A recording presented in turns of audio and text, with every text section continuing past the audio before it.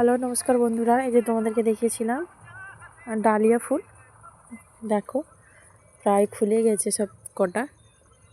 কালারটা খুবই এসছে সুন্দর। এটা সব থেকে বড়, প্রথমেই ফুটেছে। এটা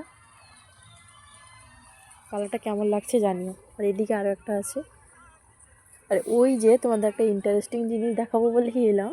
এই যে দেখো, ইনি এখানে বসে আছেন, আর ফুলটার কি অবস্থা করেছে দেখো।